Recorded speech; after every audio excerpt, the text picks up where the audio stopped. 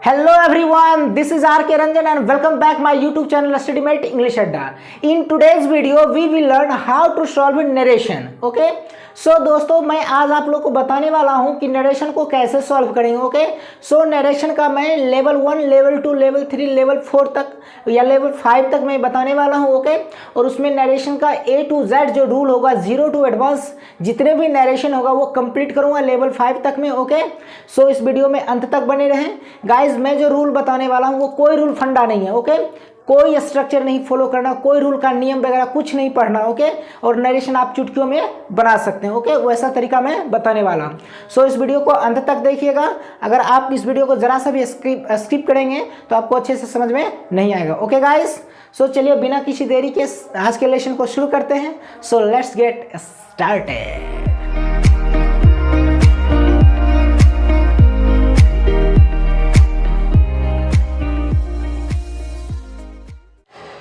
Okay दोस्तों तो चलिए शुरू करते हैं आज के सेशन नरेशन को. ओके तो गाइस सबसे पहले नरेशन को पढ़ने से पहले नरेशन के बारे में कुछ बेसिक नॉलेज है उसको पहले मैं दे देता हूं आप लोग को. ओके तो गाइस सबसे पहले हमें ये देखना है कि नरेशन होता क्या, what is narration. Okay so guys narration को देखते हैं. तो नरेशन को हम लोग 3 तरह से बोल सकते हैं या नरेशन का हम कह सकते हैं कि 3 टाइप्स नेम है. ओके तो पहला क्या है, डायरेक्ट इनडायरेक्ट स्पीच, नरेशन या रिपोर्टिंग स्पीच. क्लियर है. अब गाइस देखते हैं नरेशन. नरेशन का हिंदी मीनिंग की बात करें गाइस तो नरेशन का मतलब होता है स्टेटमेंट यानी कथन. क्या बोलते हैं इसको, कथन बोलते हैं. क्लियर है गाइस. नरेशन का हिंदी मतलब क्या होता है, कथन या फिर स्टेटमेंट.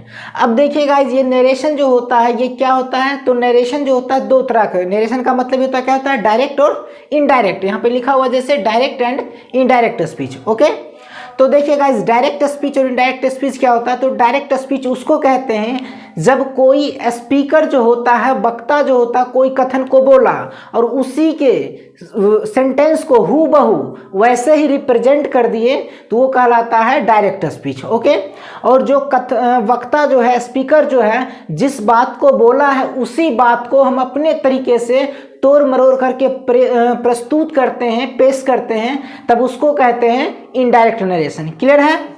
यानी जो भी कोई व्यक्ति कुछ बोला उसी की बातों को मैंने हूबहू वही बात को बोल दिया तो वो कहलाता है डायरेक्ट. यानी वो जो बात हमको बोला वही बात उसको हम घुमा दिए. ओके तो वो क्या होता है डायरेक्ट.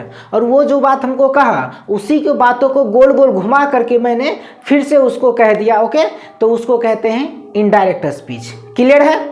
जैसे देखिए अगर कोई एग्जाम्पल लेते हैं इसका, जैसे कहते हैं क्या, कन्हैया कहता है मैं एक नेता हूँ. ओके कन्हैया कहता है मैं एक नेता हूँ. ये क्या हो गया, डायरेक्ट. क्या हो गया, डायरेक्ट स्पीच हो गया. ओके इसी को अगर हम दूसरे तरीका से कहेंगे तो कहेंगे कन्हैया कहता है कि मैं एक नेता हूँ. कन्हैया कहता है कि मैं एक नेता हूँ. ये क्या हो गया, इनडायरेक्ट. अब देखिए उसमें की नहीं था और इसमें क्या की जोड़ दिया, यानी अपने मन से अपने तरफ से कुछ क्या किया उसमें ऐड कर दिया. ओके जो अपने तरीके से ऐड कर दिया, अपने तरफ से कुछ ऐड कर दिया उसको कहते हैं इनडायरेक्ट. ओके यानी आई होप कि आपको समझ में आ गया होगा कि डायरेक्ट क्या होता है, इनडायरेक्ट क्या होता है. क्लियर है गाइस. चलिए अब गाइस देखते हैं इसके कुछ रूल्स क्या होते हैं. ओके तो चलिए देखते हैं. रिपोर्टिंग स्पीच, नरेशन, डायरेक्ट या इनडायरेक्ट, ये टोटल जो है तीनों के नरेशन का ही नाम है. ओके चलिए अब देखिए गाइस इसका रूल क्या है. तो इसमें क्या करना है, मैं आपको जो तरीका बताने वाला हूँ नरेशन का. ओके इससे क्या होगा, आपको किताब वाला जो भी रूल वगैरह है उसको याद कुछ नहीं रखना है, आपको कुछ याद नहीं रखना. ओके गाइस इसमें जितना भी सारा रूल फंडा वो कुछ नहीं पढ़ना, सिर्फ एक चार्ट से आपको क्लियर करा दूंगा नरेशन का सारा क्वेश्चन. क्लियर है. तो देखिए गाइस तो देखते हैं गाइस सबसे पहला क्या है रूल. इसका रूल क्या है, तो गाइस जब आपको किसी भी डायरेक्ट सेंटेंस में अगर लिखा है से टू या फिर सेज टू या फिर सेज टू लिखा हो तो आपको क्या करना, से टू को टेल में बदल देना है. अगर सेज टू लिखा हो तो उसको टेल्स में बदल देना है. ओके और इन्वर्टेड कोमा रहेगा गाइस तो इन्वर्टेड कोमास के बदले क्या करना है, दैट जोड़ देना. पहले यहाँ पे थोड़ा सा ऐड कर देते हैं गाइस. देखिए सबसे पहले क्या गाइस, ये जो ऐसे लिखा रहेगा इसको हम लोग कहते हैं कोमा. क्या कहते हैं, कोमा कहते हैं। ओके, और गाइज इसको इन्वर्टेड कोमा नहीं कहते हैं, बहुत सारे स्टूडेंट इसका प्रोनाउंसिएशन इन्वर्टेड कोमा बोलते हैं। इन्वर्टेड कोमा गलत है, हमेशा उसको बोलना इन्वर्टेड कोमास, इन्वर्टेड कोमास। क्यों कहते हैं इन्वर्टेड कोमास? तो ये प्लूरल है गाइज, देखिए ये कोमा है, सीधा है, इसलिए इसको कोमा कहेंगे। यही अगर हम ऐसे कर देंगे ये तो उल्टा हो गया, उल्टा कोमा, इसलिए उल्टा का मतलब होता है क्या गाइज इंग्लिश में? इन्वर्ट। इन्वर्ट का मतलब क्या होता है?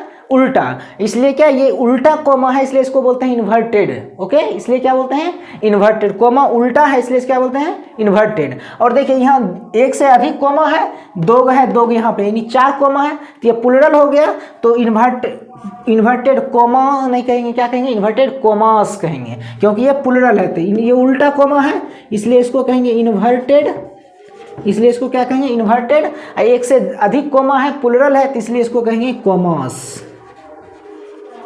क्लियर है? तो इसको क्या कहेंगे गाइस? इसको कहेंगे इन्वर्टेड कोमास।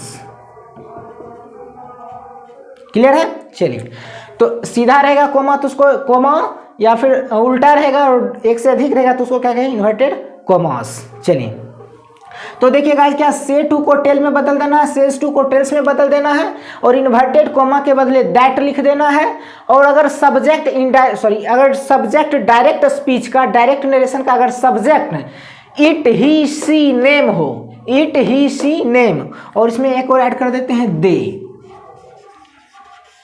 क्लियर है?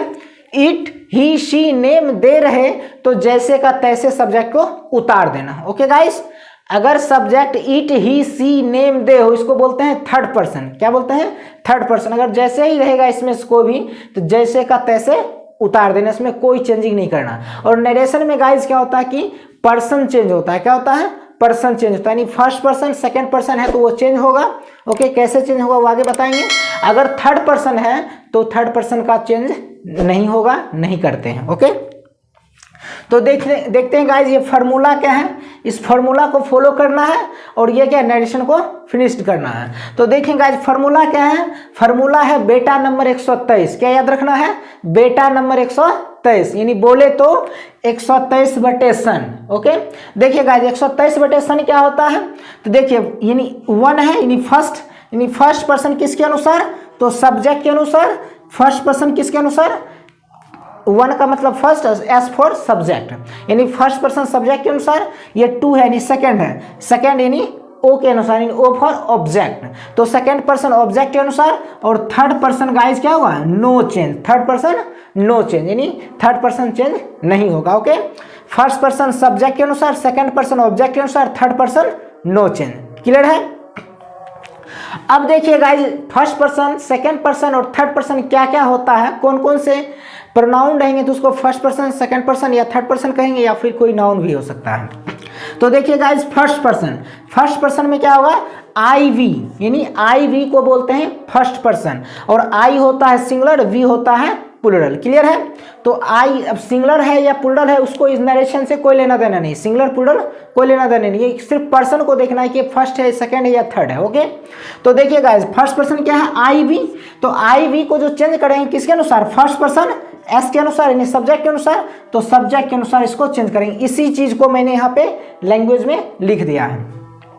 फिर है गाइस सेकंड पर्सन। ओके, तो सेकंड पर्सन क्या है? Second person you, second person में सिर्फ यू आता है। ओके, तो यू क्या है? यू जो होता है subjective case objective case same होता है, तो यू सेकंड पर्सन किसके अनुसार? ऑब्जेक्ट के अनुसार होगा। अब देखिए थर्ड पर्सन, तो थर्ड पर्सन क्या होगा गाइस? आई वी यू, इसको छोड़ करके 3 पर्सन क्या है? आई वी यू, इसको छोड़ करके जो भी पर्सन बचा वो सब का सब क्या कहलाता है? थर्ड पर्सन कहलाता है। Clear guys? थर्ड पर्सन याद करने की जरूरत नहीं। क्या है? आई वी यू को छोड़ करके बाकी जो भी बच गया वो सब का सब क्या कहलाता है? थर्ड पर्सन कहलाता है। सो यहाँ से क्या? ही सी इट नेम दे, ये क्या हो गया? Third person. और थर्ड पर्सन क्या होता है? एन, यानी no change, N for no change. Okay, तो देखिए यहां से क्लियर हो गया। First person I B subject के अनुसार चेंज होगा, सेकंड पर्सन यू ऑब्जेक्ट के अनुसार चेंज होगा, और third person he she it name they ये नो चेंज होगा, नहीं बदलेगा। ओके, अब देखिए एक एग्जांपल लेते हैं और इसको क्लियर करते हैं, खत्म करते हैं। तो गाइस फॉर एग्जांपल देखिए क्या है, डायरेक्ट का अगर सेंटेंस आपको लिखा रहे, डायरेक्ट का सेंटेंस आपको लिखा रहेगा, Ravi says to Riya comma inverted commas I am coming. Okay, अब देखिए गाइज यहाँ से क्या है, रवि सेज टू रिया, इसमें क्या है, इसको बोलते हैं इन्वर्टेड कोमा के बाहर जो रहता है उसको बोलते हैं रिपोर्टिंग वर्ब, इन्वर्टेड कोमा के अंदर भीतर जो सेंटेंस रहता है उसको बोलते हैं रिपोर्टेड स्पीच। ओके, और रिपोर्टेड स्पीच के अंदर जो वर्ब होता है उसको बोलते हैं verb of the reported speech. पहले इसको देख लेते हैं थोड़ा सा। जैसे कि गाइज यहाँ पे देखिए सेंटेंस क्या है, इसी सेंटेंस को मैं यहाँ पे लिख देता हूँ। ओके, जैसे लिखा हुआ है, Ravi says to Riya inverted comma start I am coming. Okay, अब देखिए गाइस क्या है, रवि सेज, ये डायरेक्ट का है, क्या है, direct narration. Ravi says to Riya comma inverted comma से start I am coming. Okay, अब देखिए गाइस यहाँ से इन्वर्टेड कोमा के भीतर जो सेंटेंस है, इस पूरे सेंटेंस को बोलते हैं रिपोर्टेड स्पीच। क्या बोलते हैं गाइस, रिपोर्टेड स्पीच बोलते हैं इसको। ओके, अब देखिए और इन्वर्टेड कोमा के भीतर जो सेंटेंस है पूरे सेंटेंस रिपोर्टेड स्पीच बोलते हैं, और उसमें जो वर्ब यूज किया गया है उस वर्ब को, जैसे इसमें लिखा हुआ एम, रिपोर्टेड स्पीच के भीतर इन्वर्टेड कोमास के भीतर जो वर्ब रहता है उसको बोलते हैं verb of the reported speech, verb of the reported speech, verb of the reported speech. Clear है। और इन्वर्टेड कोमा के बाहर, इन्वर्टेड कोमा के बाहर जो सेंटेंस रहता है उस सेंटेंस में जो वर्ब प्रयुक्त रहता है उस वर्ब को बोलते हैं रिपोर्टिंग वर्ब। उस वर्ब को क्या बोलते हैं गाइस, रिपोर्टिंग वर्ब बोलते हैं। क्लियर है। जैसे कि Ravi says to Riya I am coming, इसमें क्या है, रवि सेज टू रिया, ये क्या इन्वर्टेड कोमा के बाहर है और उसमें जो वर्ब प्रयुक्त है वो क्या है, सेज, इसलिए सेज को क्या कहेंगे, रिपोर्टिंग वर्ब कहेंगे। क्लियर है।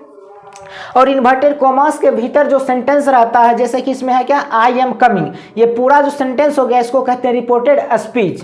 और देखिए इन्वर्टेड कोमा के भीतर जो सेंटेंस रहता है और उसमें जो वर्ब रहता है उस वर्ब को कहते हैं verb of the reported speech. जैसे इसमें आई एम कमिंग में एम क्या है, वर्ब है। ओके, जो हेल्पिंग वर्ब कहलाता है। तो हेल्पिंग वर्ब कभी मेन वर्ब भी बन जाता है, कभी हेल्पिंग वर्ब भी बन जाता है। ओके, ये मैं जब वर्ब का टॉपिक पढ़ाऊंगा गाइस तो उसमें मैं अच्छे से बता दूंगा। ओके, तो यहाँ पे एम क्या हो गया, ये हो गया verb of the reported speech. Clear है। चलिए अब देखिए गाइस यहाँ पे क्या है, फॉर एग्जाम्पल लेते हैं तो डायरेक्ट नरेशन का एक सेंटेंस क्या है, जैसे Ravi says to Riya I am coming. Okay, अब इसको बनाना है, कैसे बनाना है तो देखिए, जैसे का तैसे सब्जेक्ट लिख देना है, तो रवि का रवि लिख दिए। अब देखिएगा सेज टू है तो यहाँ से देखना ये रूल से चलना, इस रूल से चलना। सेज टू है तो क्या करेंगे, टेल्स लिखेंगे। तो यहाँ पे देखिए टेल्स लिख दिए। सेज टू के बदले, पूरा से नहीं है, सिर्फ सेज टू पूरा है, सेज टू के बदले ही सिर्फ टेल लिखेंगे। तो यहाँ टेल्स लिख दिए, सेज था तो। अब देखिए रिया जैसे ऑब्जेक्ट था लिख दिए, इन्वर्ट कोमा स्टार्ट है, इन्वर्टेड कोमा स्टार्ट है। ओके, अब देखिए गाइज इन्वर्टेड कोमा यहाँ से स्टार्ट है, तो जहाँ से इन्वर्टेड कोमा स्टार्ट होता है उस इन्वर्टेड कोमास के बदले हम क्या लिखेंगे, दैट लिखेंगे। तो यहाँ से क्या लिख दिया, दैट। अब देखिए गाइज यहाँ पे क्या बताया था, बेटा नंबर 127 फार्मूला को याद रखना है। तो देखिए आई क्या है, तो आई जो है गाइज फर्स्ट पर्सन है, क्या है, फर्स्ट पर्सन। तो फर्स्ट पर्सन किन के अनुसार, फर्स्ट पर्सन सब्जेक्ट के अनुसार। तो सब्जेक्ट इसमें क्या है, यहाँ जो सब्जेक्ट है वो रवि है। ओके, और गाइज एक चीज याद रखना है, जब हम इनडायरेक्ट नरेशन बनाएंगे तो उसमें क्या करेंगे, हमेशा प्रोनाउन का इस्तेमाल करना। अगर नाउन डायरेक्ट में दिया रहे तो उस नाउन के बदले जो प्रयुक्त होगा प्रोनाउन, उस प्रोनाउन का इस्तेमाल करना है। क्लियर है। यानी हमेशा इनडायरेक्ट में क्या करना है, प्रोनाउन का इस्तेमाल करना है। ओके, सो देखिए गाइज, तो रवि यहाँ पे क्या है, सब्जेक्ट है, और ये क्या है, मेल है। तो इसलिए मेल के लिए क्या करते हैं हम लोग, प्रोनाउन ही का इस्तेमाल करते हैं। ओके, अगर फीमेल है तो उसके लिए सी का प्रयोग करते हैं। ओके गाइस, तो देखिए यहाँ पे क्या होगा, फर्स्ट पर्सन सब्जेक्ट के अनुसार, तो रवि के अनुसार होगा। और रवि क्या है, मेल है, इसलिए यहाँ पे क्या होगा, ही होगा। तो ही इज एम आर है, तो यहाँ पे इज एम आर टेंस वगैरह कुछ नहीं चेंज करना है। ये टेंस कब चेंज होगा, कौन किस में चेंज होगा वो मैं आगे बताऊंगा। ये क्या अभी लेवल 1 चल रहा है गाइस, नरेशन का ये क्या है, लेवल 1 है। ओके, नरेशन का लेवल 1 है, लेवल 2 लेवल 3 लेवल 5 कराऊंगा, पूरा नरेशन को क्लियर करूंगा, अच्छे से समझाऊंगा। जितना भी हार्ड से हार्ड नरेशन होगा उसको आप चुटकी में बना सकते हैं, आपको कभी नरेशन में प्रॉब्लम नहीं होगी। सो यहाँ से क्या हो जाएगा, दैट ही इज कमिंग, जैसे वर्ब था वो बता दे, टेंस वगैरह में कोई चेंज नहीं करना। क्या करना, सिर्फ इसमें पर्सन को चेंज करना। ओके, तो फाइनली क्या बना, Ravi says to Riya I am coming, इसका बनेगा Ravi tells Riya that he is coming. अब दूसरा एग्जांपल है, दूसरा एग्जांपल क्या है, mother says to father comma inverted comma से start you are a good husband. Okay, mother says to father you are a good husband. अब देखिए गाइस इसको क्या करना, इनडायरेक्ट में बनाना। ओके, तो इनडायरेक्ट में कैसे बनाना है, तो मदर को मदर लिख दिया। ओके, अब देखिए गाइस सेज टू, तो सेज टू के बदले क्या लिखेंगे, टेल्स लिखेंगे। सेज टू के बदले टेल्स, यहाँ रूल से चलना है। तो क्या है, टेल्स लिख दिए, ऑब्जेक्ट फादर है तो फादर डाल दिए। अब इन्वर्टेड कोमा जहां से स्टार्ट है वहां से क्या है, दैट लगाएंगे, तो दैट लगा दिए। अब देखिएगा यहाँ पे सेकेंड पर्सन है, यू क्या है, सेकेंड पर्सन। देखिए सेकेंड पर्सन किसके अनुसार, ऑब्जेक्ट के अनुसार। तो देखिएगा ऑब्जेक्ट इसमें क्या है, mother says to father, mother subject, father object. ये जो यू चेंज होगा किसके अनुसार, फादर के अनुसार। और फादर क्या है, मेल है, तो मेल के लिए क्या लिखेंगे, ही लिखेंगे। क्या लिखेंगे, ही। इसलिए क्या हुआ, ही इज एम आर है तो इज एम आर ही लगेगा, इज अ गुड हस्बैंड। बाकी जो भी था वही से उसी तरह हमको लिख देना, उतार देना। ओके गाइस, सिर्फ पर्सन को चेंज करना, बाकी सबको सेम कर देना है। गाइज आई होप कि आपको अच्छे से समझ में आ गया होगा नरेशन। चलिए मैं आपके लिए एक यू वर्क देता हूं, जिस तरह से मैंने यहाँ पे बताया है और बना दिया है, दो एग्जांपल को करा दिया है। आपको एक क्वेश्चन देता हूँ डायरेक्ट का, उसको आपको इनडायरेक्ट में बना के कमेंट सेक्शन में कमेंट करना है। ओके, चलिए अगर कोई गलती होगा तो गाइज मैं उसको सही कर दूंगा। तो जैसे देखिए यू वर्क क्या है, Modi says to Kanhaiya I don't like pizza. Modi says to Kanhaiya I don't like pizza. ये इनडायरेक्ट नहीं है, क्या है, डायरेक्ट है। आपको इनडायरेक्ट में बना करके लाना है। ओके, सो गाइस अगर आप चाहते हैं इसका स्क्रीनशॉट लेना तो ले सकते हैं। ओके, सो आई होप कि आपको ये लेसन अच्छा लगा होगा। So thank you so much मेरे साथ ये लेसन देखने के लिए। ओके, अगर गाइज आप मेरे यूट्यूब चैनल पे नए हैं तो मेरे यूट्यूब चैनल को सब्सक्राइब करें, लाइक एंड शेयर करें। Okay, so once again thank you so much, take care and bye bye.